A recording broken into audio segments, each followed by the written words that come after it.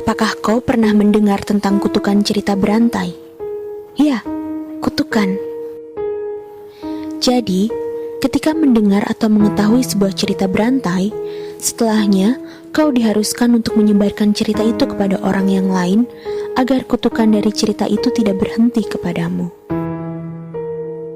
Konon, bila cerita itu berhenti kepada seseorang dan tidak menyebarkan cerita itu, dia akan bertingkah aneh, lalu nasib malang akan menjemputnya. Dan jika cerita berantai tersebut telah mulai diceritakan, pilihanmu hanyalah kau harus mendengarkannya sampai selesai. Sebab, seperti seorang penyihir yang telah mengucapkan sebuah mantra, ketika cerita berantai mulai diceritakan, ketika itu pula, sesuatu yang dikatakan sebagai ritual telah dimulai. Cerita berantai ini berawal 3 tahun lalu. Ada seorang mahasiswi bernama Amara Restiana yang sempurna, cantik, pintar. Seorang primadona kampus. Tapi, entah bagaimana bisa semuanya berubah hanya karena satu mata kuliah. Katanya, sang dosen menaruh hati kepada Amara dan Amara yang tidak membalasnya. Amara terancam drop out dari kuliah. Amara sama sekali belum dapat menerima kenyataan tersebut dan memilih untuk mengurung diri di kamar kosnya. Tak ada kontak sosial dengan teman, tak keluar ke kamar kecil, tak keluar makan. 1 hari, 2 hari, 3, 4, dan 5 hari berlalu, tidak ada seorang pun yang mengetahui kabar pasti Amara. Tidak juga dengan teman-teman satu kosnya.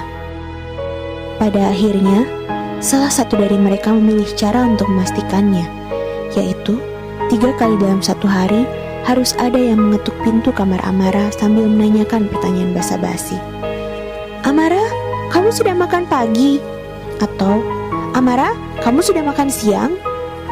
Atau, Amara, kamu sudah makan malam? Hari ke-6 pengurangan diri Amara, teman-teman Amara melakukan seperti apa yang telah direncanakannya. Amara, kamu sudah makan pagi? Hening berlangsung lama, hingga terdengar sebuah jawaban. Sudah, jawaban yang melegakan. Amara, kamu sudah makan siang? Lagi, hening berlangsung lama, hingga terdengar sebuah jawaban. Sudah, jawaban yang juga melegakan.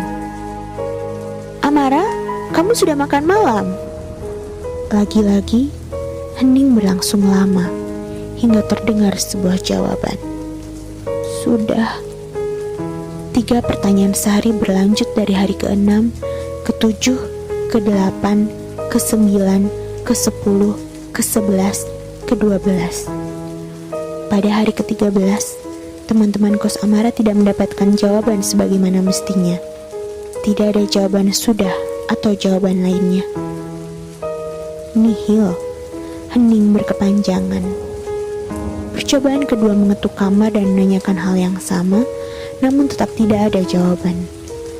Percobaan ketiga, percobaan keempat, yang diiringi sebuah teriakan histeris penghuni kos.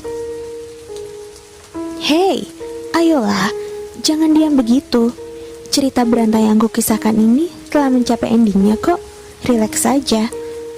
Konon, ketika seseorang yang sudah meninggal dan seharusnya berpulang ke dunia sana, namun orang-orang yang masih hidup di dunia ini menceritakan tentang mereka, menyebarkan cerita-cerita berantai dan terus berlanjut. Yang terjadi sebenarnya adalah pada saat itu kita sedang menciptakan sebuah rantai tak kasat mata yang membelenggu mereka dengan dunia nyata. Sama seperti yang sedang kita lakukan saat ini.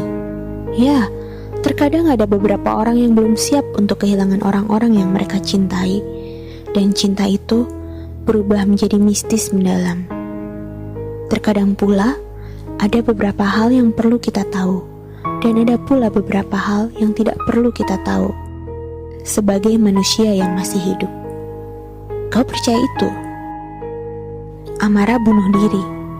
Tim otopsi polisi meyakini bahwa kematian Amara diperkirakan sudah sejak 4 hari lalu, alias hari ke-9, bukan hari ke-13 sebagaimana diyakini oleh teman-teman sekosan Amara.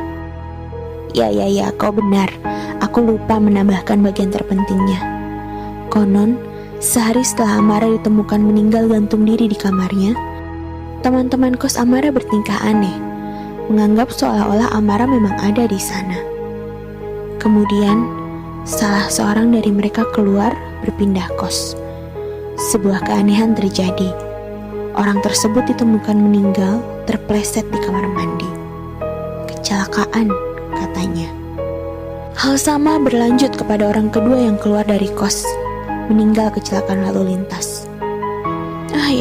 Tapi selalu saja ada pengecualian dari segala keganjilan yang terjadi. Saat orang ketiga mencoba keluar dari kosan itu, ternyata dia masih tetap hidup sampai sekarang. Entahlah, sepertinya dia melakukan penangkalan terhadap kutukan. Dia adalah orang pertama yang menceritakan cerita berantai ini kepada salah seorang teman kos barunya. Katanya, apakah kau pernah mendengar tentang kutukan cerita berantai? Iya, kutukan.